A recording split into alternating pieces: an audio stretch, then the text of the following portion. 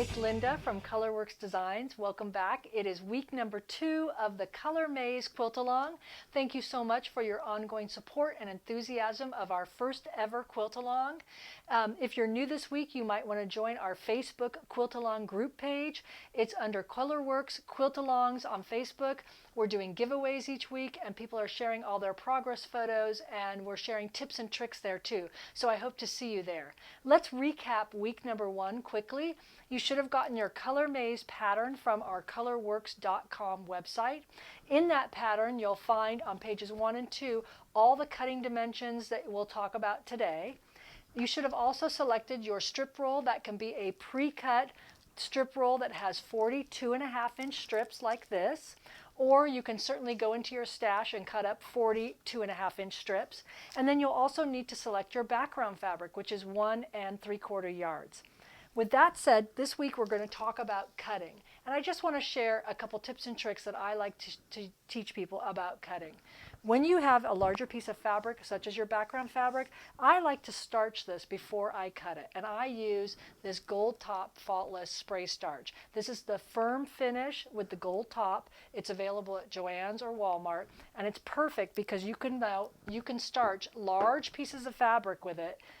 And it creates just the right stiffness so that your piecing is more accurate, your cutting is more accurate, and it just creates a nice finish, and I like it. When you go to cut your background yardage, you'll notice in the pattern that it says to cut several dozen 1-inch strips.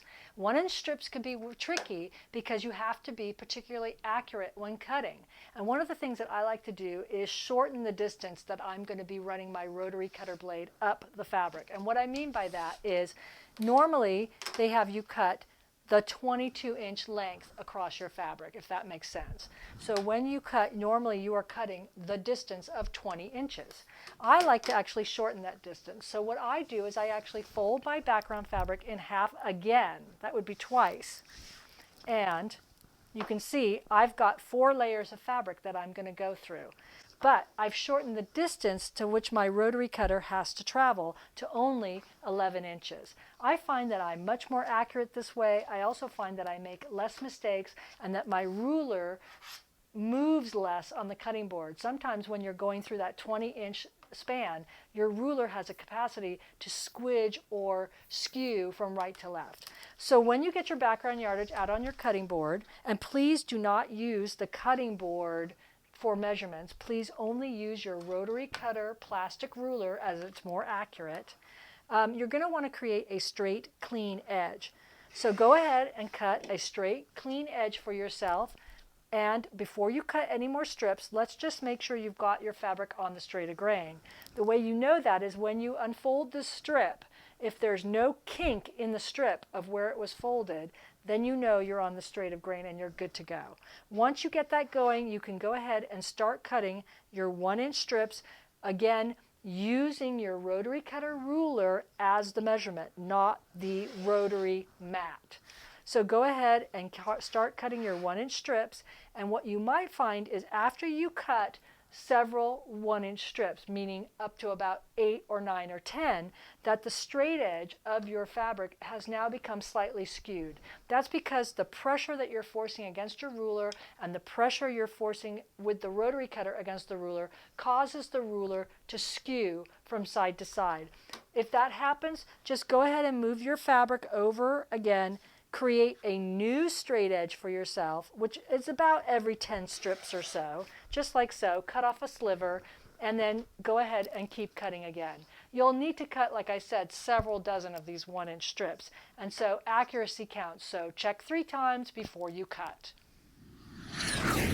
Okay, so last week I mentioned to you that I was going to show you how to cut your strips a little bit more efficiently if you're making the cover 50-inch by 70-inch lap size quilt and using a 40-piece strip roll and didn't want to make a scrappy block in the middle of that quilt. If you're making placemats or just a couple blocks or a pillow, this won't apply to you. But if you've got a 40-piece strip roll and you're making the cover quilt, you're going to need to listen up here for just a minute. Your strip roll needs to have duplicate duplicate strips in it. Meaning, if these are 40 absolutely unique strips and none of them are repeated, you will probably need to go gather some fabric from your stash to make up the extra block, or settle into making a scrappy block with all the offcuts you have left over, such as this. But if you cut your strips the way I'm going to show you, then you will have longer offcuts left over, as this does, for instance, and that's a nice long strip, to either make extra ColourMaze blocks for pillows or placemats, or to use as your binding, a scrappy binding. So let's start by cutting up the strips. What you'll need to do is unroll your strips and find the duplicate strip rolls. Match them up, and then that will be what will create your extra blocks. So for instance, here on my strip roll, I'm going to put these two strip colors together. These are going to make, out of my 4 strips, because each one was duplicated, so I have 4 light blue, I have 2 light blue and I have 2 dark blue. Putting those together give me 4 strips, and you might say, well, that only makes 2 blocks. 2 strips in makes a block, so 4 strips in makes 2 blocks. Nope, I can get 3 blocks out of this the way I cut it. So I've already cut my dark blue here on the table. What I'm going to do is unroll the light blue here and cut it. You'll want to cut your strips unfolded, and you're going to want to cut as many units as you can from the first strip. So I'm going to take my selvage off here, because we don't need our selvage in. And I'm going to go ahead and cut the largest segment according to the pattern, the next largest segment according to the pattern, and keep cutting down this strip until I use the entire strip up. So here are the units for my first block, and they go in that pile. And I've got this piece left over, so I'm just going to go ahead and use it all up and cut the next segment that I need for the second block. That would be the largest segment according to the pattern, and I'm left with this little tidbit. I'm not going to waste this, because I know I can cut my smallest segment from this piece that's left over. I have that left over, so I throw that away. I take my second strip roll. Again, I'm trying to get 3 blocks out of these 4 strips, and I've already cut up the 2 dark blue strips. So this is my second light blue strip. I cut off my selvage. I now continue cutting the second block with what segments were left over. And I now have this long segment left over here of the strip that I can either use for my scrappy binding or to make my extra block that I need. So I'm just going to go ahead and cut up the segments needed for the extra block and put them in my pile.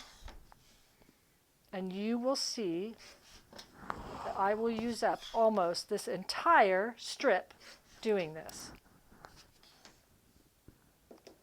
And there you go. On the table I have 1, 2, and a third ColourMaze block out of 4 strips of fabric. And that's how it's done. So that's it for week 2, which was all about cutting our fabrics and our strips. Join me next week for week 3, which is all about piecing the beautiful ColourMaze block. And if you have any questions or need any additional assistance, please email us at colorwerx@yahoo.com, or reach out to us at our Facebook pages at Colourwerx or at Colourwerx QuiltAlongs. Thanks so much, you guys. We'll see you next week.